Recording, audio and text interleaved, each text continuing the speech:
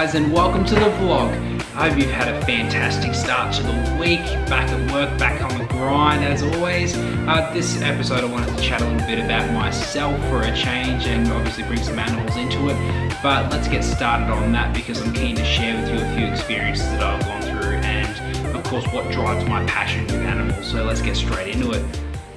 Now if you guys haven't noticed already, I have a massive passion for snakes and reptiles in general, but pythons are definitely my thing, and black-headed pythons in general are one of my favorite species of reptile or python, and they are quite unique, especially this guy here. This is Parkinson, and he is a handful at times, can be quite placid, but of course you've got to stay away from that bitey end just in case. But the way that it all started out was I've seen a few different snakes in the wild when I was younger, and I grew up watching a lot of the Steve Irwin documentaries, and it just brought that passion alive. And now I absolutely love animals and can't wait to work with them even more. But it was a strange concept because I'm a qualified chef and didn't really have too much in the way of reptiles to begin with, and then slowly worked my way around to be able to own a few. So now the passion's there. It's just a matter of getting it and implementing and helping people understand what these gorgeous creatures are all about. They're very misunderstood and they need a voice. So it's time to give them a voice.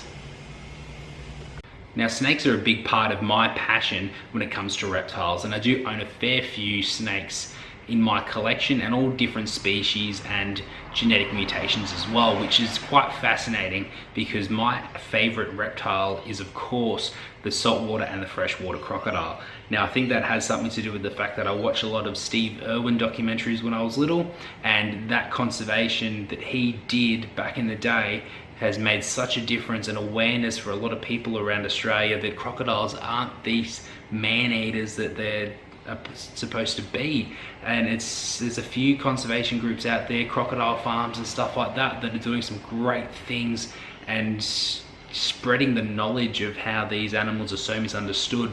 And I think that's where I get a lot of my passion from, is teaching people how they should be treated in the wild with just respect. Leave them alone and they'll normally go away or just go along and do their own thing. There are a few certain naughty ones in the wild that sort of stay near a human population because there is things that, you know, scrap food that get thrown away from just lazy people, and it's just a matter of, you know, cleaning the earth, making sure that it's sustainable to the fact where we're not feeding junk to these animals that just keep bringing them into our territory, which, mind you, we went in there first, so we've stolen their territory, so that's something to think about as well. I remember the first time that I picked up Buddy, our diamond python. This obviously isn't Buddy, this is Mankiere xanthic. And when we picked him up, we made sure that he had his enclosure ready, which is what we built for him because we were that excited. And the whole process to go through it was so smooth and not too complicated, so a lot of people can do it now. And to our surprise, when we could get a license and own a snake, it was just an awesome feeling. And we are able to share that with people whenever they ask us on our Facebook, our Instagram, or even contact us via our business cards.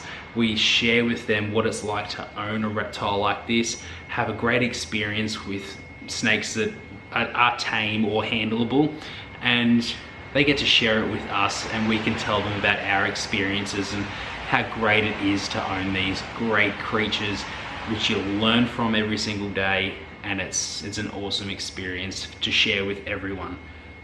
But with that said, you've got to make sure, of course, that you don't handle your pythons too much. Now I handle them only every sort of couple of days just to keep them accustomed to being held and stuff like that for when we do demonstrations and bring people over to interact with our animals. But the main reason is they are still a wild animal. They will bite if inclined to, whether it's a defensive thing or, especially with the blackheads and the wormers, I do tell people that they have a very good food response, and it's not their fault. It's just, I believe it's to do with their heat sensing pits. They don't have any on the side of their mouth where you'd see on the carpet python. You would actually see them, they're actually inside their mouth. So it's a bit different compared to a carpet python that can actually come in, scent with their tongue, touch, bring it up, put it into the Jacobson organ, and it gives them a full perspective of what to see and what they're scenting.